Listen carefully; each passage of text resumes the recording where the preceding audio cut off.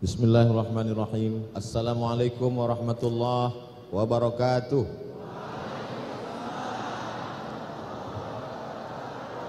Alhamdulillah wassalatu wassalamu ala Rasulillah Sayyidina wa Maulana Muhammad ibni Abdillah wa ala alihi wa sahbihi wa man da'a bi da'watihi wastanna bi sunnatihi ila yaumi liqa'i rabbih wa ba'du. Yang sama-sama kita hormati Bapak Gubernur Nusa Tenggara Barat beserta seluruh jajaran yang tak dapat saya sebutkan satu persatu, para habaib, para alim, para ulama, tokoh masyarakat, hadirin hadirat, insyaallah semuanya dimuliakan Allah Subhanahu wa taala. Pesawat yang membawa saya tadi dari Jakarta melintas di atas, lalu kemudian terlihat gunung, nampak juga laut, tepian pantai. Setelah itu ada sawah. Di tengah-tengah sawah ada masjid. Setiap ada masjid ada rumah-rumah dikepung oleh rumah berada di samping masjid. Jadi kalau kita lihat dari atas, Nusa Tenggara Barat ini begitu modelnya. Ada masjid, rumah keliling, setelah itu sawah. Ada masjid, rumah keliling, sawah.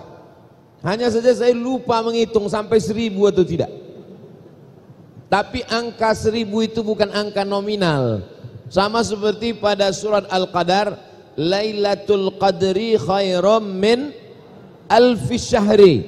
Ternyata menurut salah satu pendapat ahli tafsir, makna alfi syahri bukan 1000 bulan, tapi karena angka yang tertinggi dalam bahasa Arab adalah 1000. Maka orang Arab menyebut sejuta itu alfu alfi. Alfu 1000, nolnya 3. Sejuta nolnya 6, alfu alfi. Jadi makna 1000 artinya angka tertinggi, angka terbanyak. Saya yakin negeri ini disebut negeri 1000 masjid bukan angka nominal, tapi mengikut tata bahasa Arab alfi.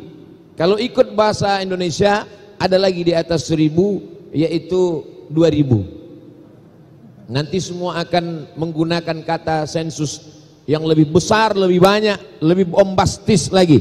Tapi sebenarnya yang dimaksud adalah bahwa negeri ini berdasarkan peradaban masjid. Inilah yang membuat negeri ini tetap baldatun thayyibatun wa rabbun ghafur sampai hari kiamat insyaallah. Kalau kita pergi ke Kalimantan, kita telusuri tepian sungai, di sana ada satu masjid didirikan oleh Habib Abdurrahman Al-Gadri, cikal bakal Kesultanan Al-Gadriyah. Maka kota Pontianak itu kota yang dibangun berdasarkan masjid. Kalau kita pergi ke Pulau Sumatera, menelusuri Sungai Siak, di tepi Sungai Siak itu mereka membuat sebuah peradaban manusia. Di sana ada masjid yang didirikan oleh Sultan Siak pada tahun 1762.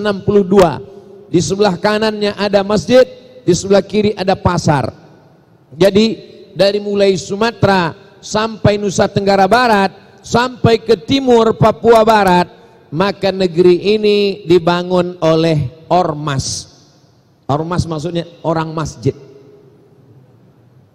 Jadi kalau hari ini kita bercerita tentang masjid, kita sedang mereschedule.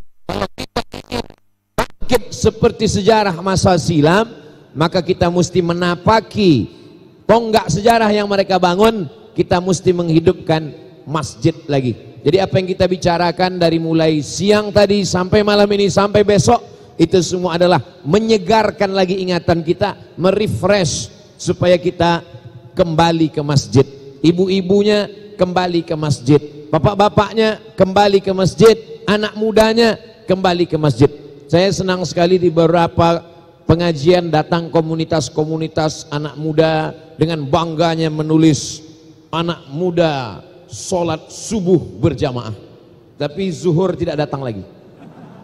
Nah, jadi itu sebetulnya pun simbol juga. Artinya subuh yang paling berat, melawan kantuk, melawan tidur, dia bisa sanggup datang. Apalagi zuhur, asar, maghrib dan isya. Jadi jangan kita terjebak pada simbol-simbol. Nah, pada kesempatan ini saya diminta berbicara tentang fungsi masjid dilihat dari zaman Nabi Muhammad sallallahu alaihi wasallam. Kita kalau menghadap ke arah kiblat Masjid Nabawi, di sebelah kanannya ada mimbar Nabi, di sebelah kirinya ada rumah Nabi. Ma baina baiti wa minbari, antara rumahku dan mimbarku raudhatun min riyadil jannah, satu taman dari taman surga. Lalu kemudian di sebelah kiri kalau kita menghadap ke kiblat ada tiang, dan salah satu dari tiang itu namanya Ustuanatul Wufud. Ustuanah artinya tiang, wufud artinya tamu. Ustuanatul Wufud, tiang tamu. Karena Nabi duduk di samping tiang itu, dan di tiang itulah dia menerima tamu-tamu. Fungsi masjid tempat menerima tamu. Alhamdulillah Pak Gubernur Nusa Tenggara Barat menerima Ustadz Abdul Somad tidak di kantor, tidak di hotel, tapi di masjid. Pertemuan kami di masjid, bertemu di tempat yang paling baik. Apa manfaatnya kalau kita menerima tamu di masjid? Kalau menerima tamu di hotel bagaimana? Kalau menerima tamu di rumah bagaimana? Kalau menerima tamu di hotel, azannya tidak kedengaran, kecuali hotel syariah. Kalau menerima tamu di rumah, boleh jadi kita katakan sholatnya nanti saja. Tapi kalau menerima tamu di masjid, membiarkan orang sholat, sementara sahibul bait tidak sholat. Maka tadi begitu dikumandangkan azan isya, Allahu Akbar, Allahu Akbar, langsung pengurus datang ke dalam. Pak, waktu isya masuk. Pak Gubernur pun langsung sholat isya berjamaah bersama dengan jamaah yang ada. Tapi tamunya tidak ikut sholat. Ustaz Somad kok enggak sholat? Saya musafir. Begitulah Nabi mengajarkan menerima tamu di masjid. Jadi bukan maksud saya nanti semua tamu datang, enggak, di sekitar areal masjid. Ternyata di belakang masjid ini amat sangat representatif, bisa menerima tamu siapa saja pun yang datang, sehingga ketika azan dikumandangkan tidak akan mungkin dibiarkan orang sholat berjamaah. Jadi kalau ada orang membangun masjid besar, megah, mewah, cantik, ini adalah ingin menghidupkan lagi masjid. Jangan sampai masjid ini hanya sebagai tempat ritual semata. Selesai sholat hilang. Orang menerima tamu di kafe, menerima tamu di karaoke, menerima tamu di diskotik, lupa kepada Allah Subhanahu wa taala. Di mana menerima tamu? Di masjid. Sehingga Nabi sallallahu alaihi wasallam ketika datang orang dari Najran, dia pun menerima tamu di Masjid Nabawi. Pada tahun ke-8 Hijrah, Nabi membebaskan kota Makkah Al-Mukarramah.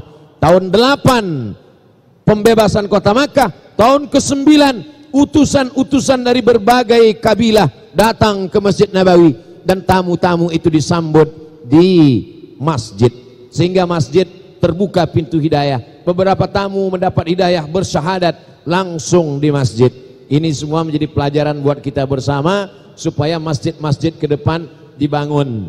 Yang bingung dengan arsitekturnya, datang jalan-jalan ke negeri 1000 masjid Nusa Tenggara Barat. Setuju? Tiket tanggung sendiri. Jamaah yang dimuliakan Allah Subhanahu wa taala. Ini yang pertama. Yang kedua, ketika terjadi peperangan, lalu kemudian ada korban yang berdarah-darah, yang luka, itu ketika kembali ke kota Al-Madinah Al-Munawwarah, dia diobati di emperan-emperan masjid. Tidak dibawa masuk ke dalam, karena dikhawatirkan darahnya menetes, najis, kotor, sulit dibersihkan. Karpet kita yang cantik, yang bersih, kalau sampai kena perban, kena nanah, kena darah, kotor. Tapi di emperan-emperan masjid, tapi dia masih di sekitar masjid.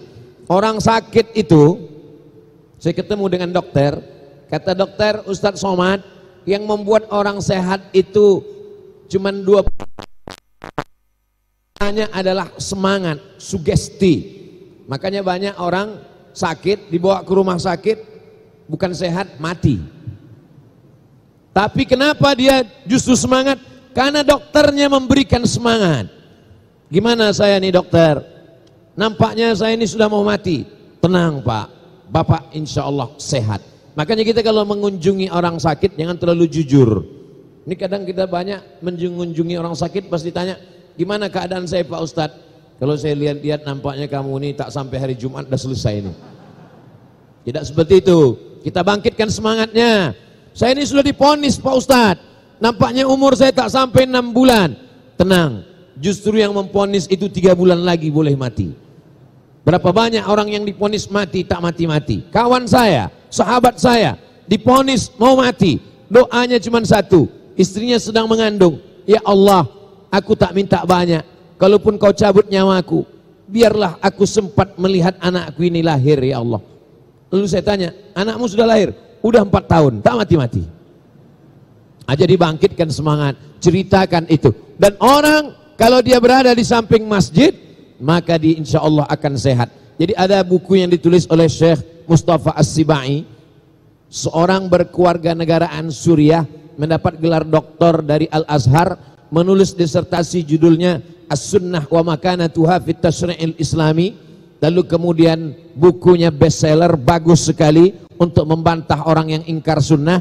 Dan dia menulis salah satu buku judulnya Min Rawa'i Hadaratina. Di antara kehebatan peradaban Islam, di antaranya adalah di samping masjid dibangun klinik gratis.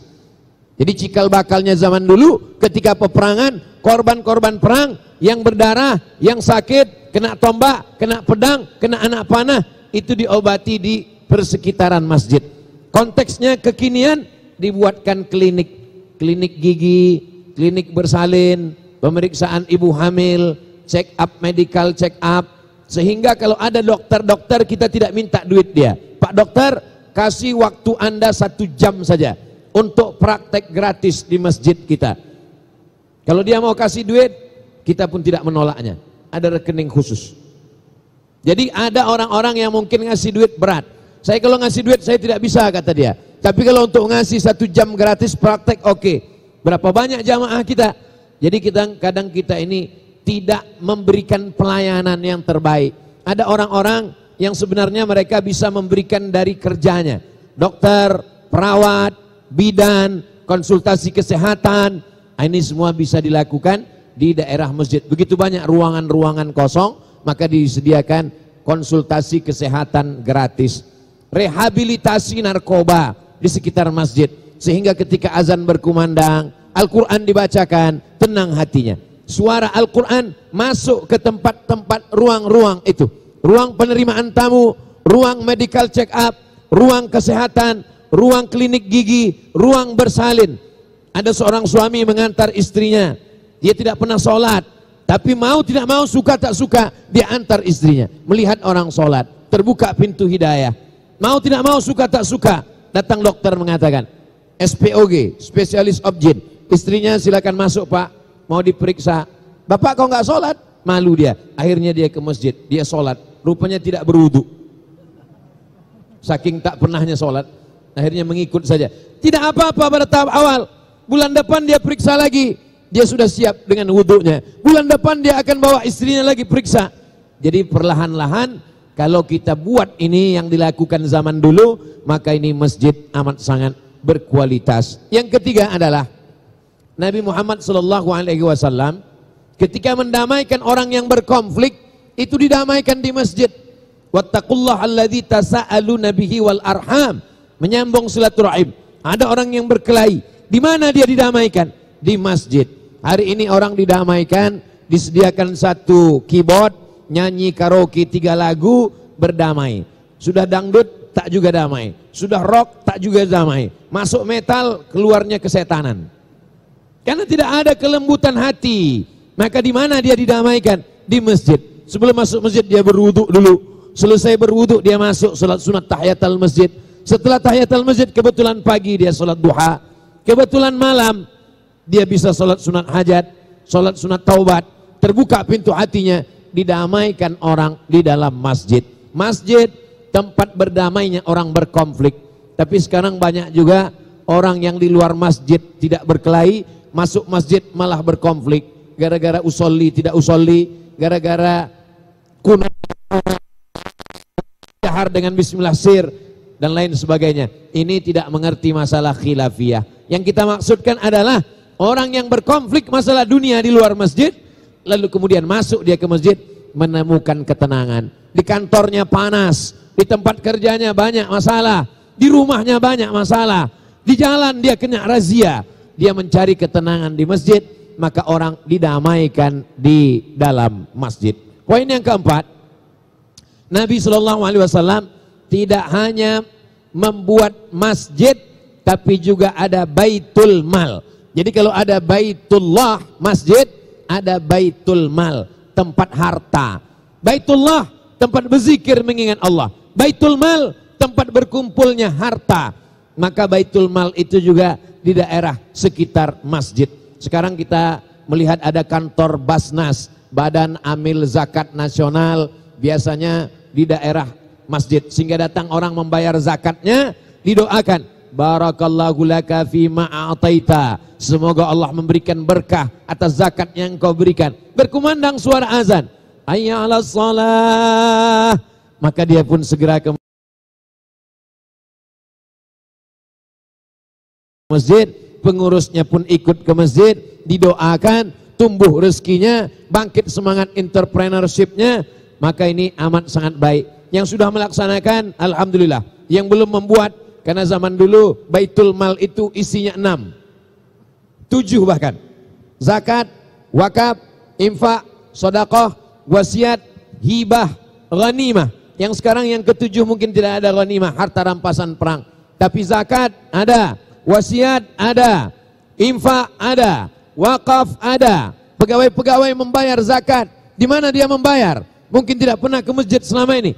Kalau dibuat kantornya di sekitar masjid, komplek masjid, masjidnya bertingkat, bisa di bawah, bisa di atas, atau kalau masjidnya satu lantai, di kanan, di kiri, depan, belakang, maka ini amat sangat baik. Kenapa? Karena konsep zaman Nabi ada yang disebut dengan baitul mal, rumah harta. Sekarang orang diceramahi, kalau sudah masuk masjid, tinggalkan bisnis, tinggalkan dunia, pasar hanya melupakan kepada Allah. Akhirnya pasar kita diambil orang lain. Padahal dalam Islam diajarkan at-tajir, pedagang, as-saduq, yang jujur, al-amin, amanah, ma'an nabiyin, dia kalau mati akan bersama dengan para nabi, was-siddiqin, bersama orang yang jujur, was-syuhada, bersama orang yang mati syahid, was-salihin, bersama orang soleh. Orang yang paling dekat dengan Nabi, ana wa kafilul yatim, aku dan orang yang menyantuni anak yatim, kahataini fil jannah, seperti ini di surga. Siapa orang yang paling dekat dengan Nabi? Orang yang dekat dengan baitul mal, tapi juga dekat dengan masjid. Jadi kalau ada orang dekat dengan masjid, sholat ke masjid, berjamaah ke masjid, i'tikaf di masjid, tapi juga dekat dengan baitul mal, dia bayar zakat, dia berwakaf, dia berinfak tiap bulan ke Basnas, amat sangat baik. Sudahlah tidak pernah ke masjid, tidak pula bayar zakat, dunia melarat, akhirat neraka jahanam. Na'udzubillah. Jadi masjid tidak hanya sekedar tempat ritual ibadah, tapi harta yang setiap bulan dia bayarkan, dia tidak merasa dia sedang mengurangi hartanya, tapi dia sedang mengatakan, di dalam harta saya ada milik orang lain, di dalam slip gaji saya ada punya orang lain yang mesti saya keluarkan. Sebagaimana waktu saya yang diberikan Allah 24 jam, ada milik Allah yang mesti saya berikan. Begitu juga dengan harta saya, dalam gaji saya ada 2,5% yang bukan milik saya. Lis-sa'ili wal mahrum, milik orang. Yang satu sa'il meminta-minta, yang satu lagi tidak meminta, tapi dia punya hak terhadap diri saya. Poin yang kelima, Nabi Muhammad SAW ketika dia mendirikan masjid, maka sesungguhnya ada disediakan di sana tempat yang disebut dengan Ahlus Suffah. Ahlus Suffah ini diantara salah satu anggotanya, bahkan ketuanya, dia adalah Abdurrahman bin Sahar. Nama aslinya Abdus Syams, hamba matahari. Tapi namanya ini mengandung nama syirik. Hamba matahari tak boleh. Hambakan diri kepada Allah. Abdullah, Abdurrahman. Lalu kemudian dia selalu membawa kucing. Diberi nama, dipanggil Nabi, ya Abahir, wahai orang yang selalu bawa kucing. Pak Kucing, Abu Hurairah. Dia tinggal di Suffah, emperan Masjid Nabawi. Apa maknanya? Di sekitar masjid mesti ada tempatnya para du'afa. Saya tidak mengatakan fakir miskin dikelola, bukan demikian. tapi ada orang yang tak mampu sama sekali. Mungkin dikhususkan yatim, du'afa, tahfiz Quran sekitar masjid, maka mereka dididik untuk menjadi orang yang qalbuhu mu'allaqun fil masajid, hatinya tergantung di masjid. Ahlus Suffah, Abu Hurairah. Kenapa Abu Hurairah cuma 3 tahun bersahabat dengan Nabi, tapi hadis yang dihafal 5.000-an hadis. Sementara Abu Bakar Siddiq dari mulai sebelum hijrah di kota Makkah sampai ke Madinah, maka rahasianya adalah karena Abu Hurairah lebih lama suhbahnya dengan Nabi. Abu Bakar ahli politik, sibuk dengan istri dan anaknya. Umar bin Khattab juga demikian. Utsman bin Affan bisnis. Sedangkan Abu Hurairah dia ahlus suffah, tinggal di emperan Masjid Nabawi. Kemana saja Nabi pergi dia ikut.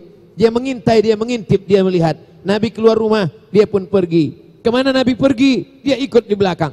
Sampai suatu hari ketika Nabi akan menyampaikan tausiah, man bassata rida'ahu, siapa yang mau membentangkan sorbannya, hatta ulqiya maqalati hadha, sampai ku sampaikan hadis-hadisku ini, fala yansa ma sami'a minni abada, maka dia tidak akan lupa apa yang dia dengar untuk selamanya. Lalu apa yang terjadi? Abu Hurairah berlomba membentangkan sorbannya dan Nabi duduk di atas, karena ketika itu belum ada kursi, belum ada karpet, hanya di atas pasir. Dibentangkan Abu Hurairah sorbannya, duduk Nabi di atas. Selesai Nabi menyampaikan hadis, digulung. Sebagaimana digulungnya sorban ini, begitu pula lah akalmu menggulung hadis-hadis Nabi Muhammad sallallahu alaihi wasallam. Di antara mukjizat, dia tak lupa apa yang dia dengar. Jadi kalau ada pelajar-pelajar, du'afa, yatim, tahfiz Quran, tinggal di dekat masjid, imamnya membaca Quran, mereka akan menjadi penghafal Quran. Mereka mendoakan, orang yang datang membayar sedekah, zakat, wakaf, infaknya bisa melihat langsung. Inilah anak-anak yatim kita, ini du'afa kita yang perlu disantuni. Mungkin kalau hanya sekedar ceramah ustadz, tak tersentuh hatinya. Tapi kalau dia lihat langsung dengan mata kepalanya, ada pelajaran, ada tausiah yang tak bersuara, yang tidak berhuruf, yang tidak berbunyi, praktek langsung. Jadi apa yang terjadi pada zaman Nabi, Nabi tidak mengurutkannya nomor 1, 2, 3, 4, 5, tidak. Tapi kita mengambil pelajaran-pelajaran. Afala ta'qilun, kenapa tidak gunakan akal untuk mengambil pelajaran yang dibawa dalam kehidupan Nabi Muhammad sallallahu alaihi wasallam. Poin yang ke-6. Dulu itu qisas, potong tangan, pancung kepala, itu di samping Masjidil Haram. Sampai akhirnya terjadi perluasan masjid, masyarakat semakin ramai, dipindahkan ke Jeddah, di Masjid Qisas dekat Corniche di Jeddah. Saya sendiri menyaksikan, melihat dengan mata kepala sendiri, 3 orang yang dipancung, 1 dari Pakistan karena membawa narkoba, yang 1 lagi dari Nigeria membawa narkoba, yang terakhir nomor 3 orang Saudi Arabia karena membunuh. Selesai melihat pancung 3 kepala putus, 2 kepala, yang terakhir itu tidak jadi dipotong karena keluarganya memaafkan. Dia sudah jatuh, mau dipotong jatuh, akhirnya keluarga memaafkan. Jadi nanti mana tahu ada orang mau dipotong, pura-pura aja jatuh biar dimaafkan. Lalu kemudian dilepaskan. Selesai itu saya pun naik taksi pulang ke hotel, lalu ditanya sama supir sekti orang Yaman. Dari mana? Saya tadi dari melihat Qisas, pancung kepala.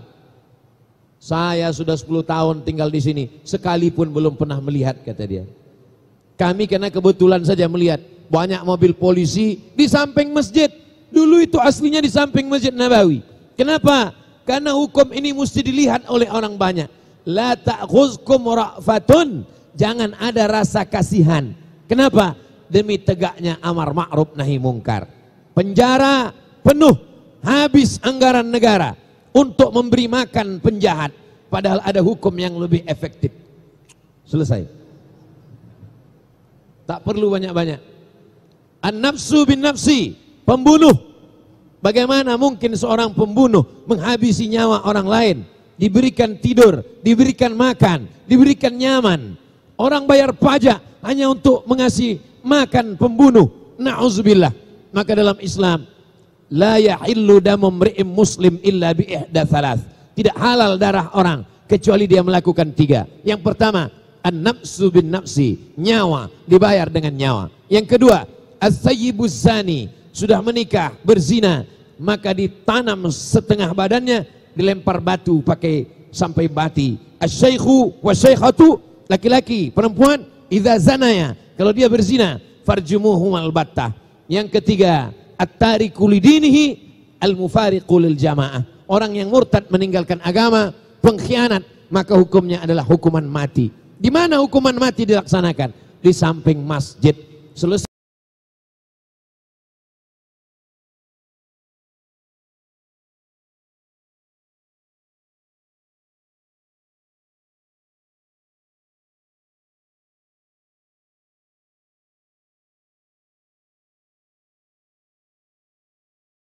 salat Jumat, semua umat melihat, memberikan efek jera.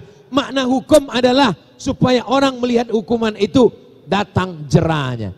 Hukum bukan direndahkan, dilemahkan, dipotong, sehingga apa? Sehingga orang tidak memberikan efek jera. Dia berpikir, nanti paling-paling ditangkap, kan bisa keluar sekali-sekali. Paling-paling nanti akan ditangkap, bisa pula liburan ke tempat-tempat piknik. Ini semua tidak memberikan efek jera.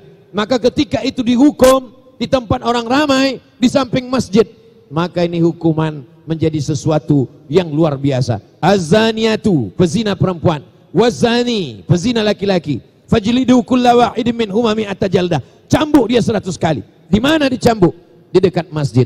As-sariqu, pencuri laki-laki, was-sariqatu, pencuri perempuan, faqta'u aydiyahuma, potong kedua tangannya. Di mana hukuman ini ditegakkan? Di samping masjid. Semua mata melihat, memberikan efek jera.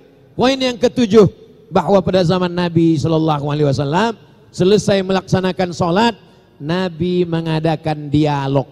Jadi tidak selamanya monolog. Satu-satunya yang monolog searah hanya khutbah Jumat. Khutbah Jumat tidak pernah Nabi selesai khutbah bertanya, jamaah ada pertanyaan silakan tulis di kertas, tak ada. Makanya nanti kita ada dialog.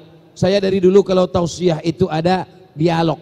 Tidak selamanya manusia ini mau diceramahi saja, tapi mesti ada timbal balik, ada flashback, satu arah dari penceramah sebagai muqaddimah pengantar, lalu kemudian ada sesuatu yang ingin disampaikan oleh jamaah. Dan itu dilakukan oleh Nabi di dalam masjid. Dialog dengan masyarakat di dalam masjid. Ada Menteri Besar Kelantan, almarhum Nik Aziz, beliau selesai sholat Jumat, beliau duduk mendengarkan semua keluhan masyarakat dan membuat pengajian sehingga pasar-pasar datang, tenda-tenda dipasang di samping masjid, orang semuanya datang. Bisa dicari rekamannya di YouTube. Begitu juga dengan Syekh Ali Jum'ah. Syekh Ali Jum'ah, ulama besar Al-Azhar, ahli usul fikih. Apa kata ulama Maroko? Seandainya kitab-kitab usul fikih di dunia ini terbakar, habis semuanya gosong, tapi masih ada Syekh Ali Jum'ah, lakafa, cukup. Karena kepalanya menyimpan kitab-kitab usul fikih di dunia.